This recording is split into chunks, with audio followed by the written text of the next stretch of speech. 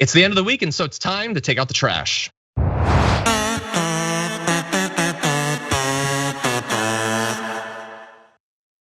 Well, every week the garbage piles up and has to be dragged out. So I choose a garbage person of the week, and my guest does as well this week. Jason Carter, who is your garbage person?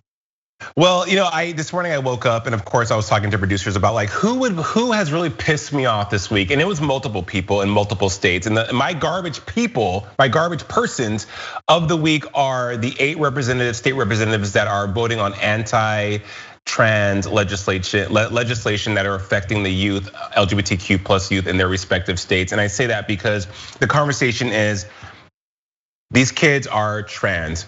One, we will never know what it's like to experience that and move through the world as these young adults, these children, right? That are already living a life that has so many obstacles stacked against them. To have people now saying you are a third-class citizen, you're not even a human being, you don't matter, your existence doesn't matter. What you've gone through, the abuse you've experienced, the trauma you experienced, we don't give a damn about that. You are no one, because we want to make sure that our kids can have a fair playground when they're playing sports in school. Fine, everyone's entitled to their opinion, but who's protecting those trans kids, right? Who's protecting them?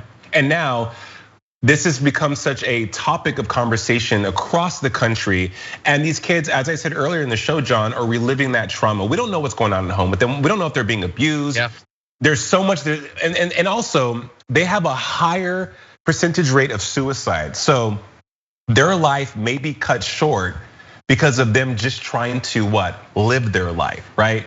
So my garbage people are all from the governor of Florida to all these people in these southern states that have 8 states now as of this week. Jeez. Per CNN, that are saying, hey, we're gonna sign these bills into law because we wanna make sure that little Becky or little Ashley or Janie can play sports fairly.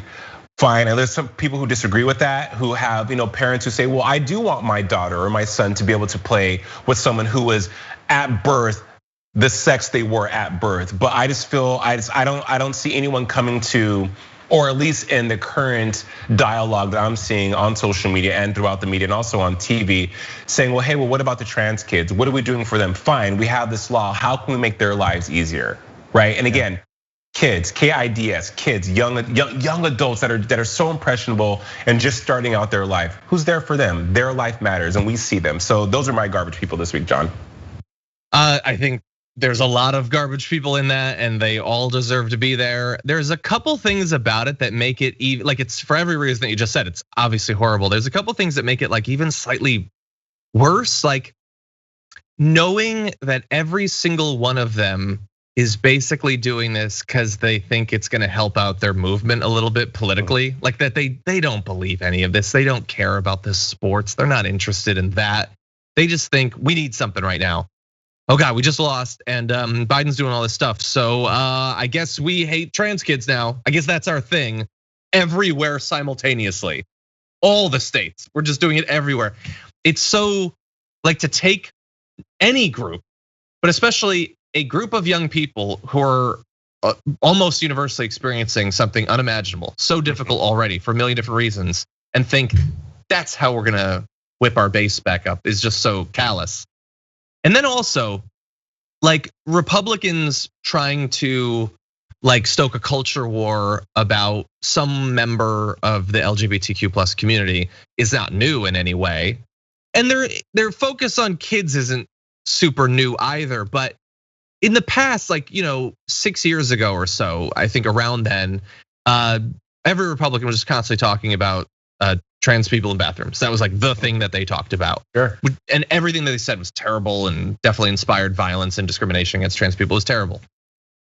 I feel like most of those people at the very least were adults. Now it's like exclusively attacking kids. Right. Which is like even a little bit worse. It was already abominable.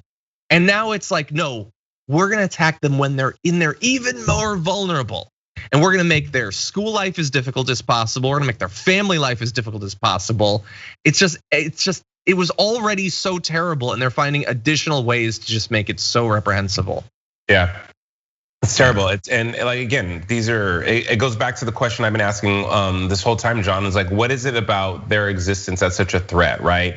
And you'll never know how you'll never know how someone's life is, because that's not my life, right? But I do think that you can enter tons of compassion. You can enter tons of at least wanting to understand and say, hey, at the core of everything, you guys, this is a human being whose life matters. And they're loved by someone. Hopefully they're loved by someone. Hopefully someone values and cherishes them, right? Why can't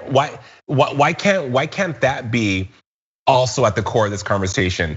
You know, what the arguments that the parents are making make sense. They're worried that their son or daughter, at least some of the parents I've had the conversation with. I had a conversation with a woman here in Florida about it, and she was just like, you know, I don't want my daughter. I want it to be fair for my daughter who plays sports to be able to do that and have that experience. But I also told her, well, do you know that a lot of, especially male to female transition, there's hormones. They're not as strong as, they don't carry the same strength as a man. There's a lot of things that goes into play into being trans. And we talked about that in our LGBTQ plus Pride special with someone who was of the trans experience, that these people aren't taking the time to learn and educate themselves on. It's just knee jerk, as you said earlier, John, knee jerk. Ooh, trans, it sounds heinous. Let's get them. Ooh, and their kids, we don't care. Fine, whatever. They're not gonna be around.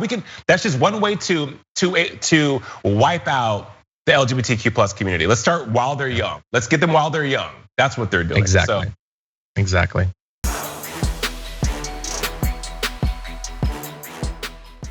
Check out the Damage Report podcast each day, wherever you get your podcasts, whether Pocket Casts or Stitcher or iTunes. You can join me as I give you the news and stories you want, with a range of co-hosts and interview guests jumping in on the fun each day. Again, that's the Damage Report, wherever you get your podcasts. And if you get them at iTunes, don't forget to rate and review. Sometimes I'll read them live on the show.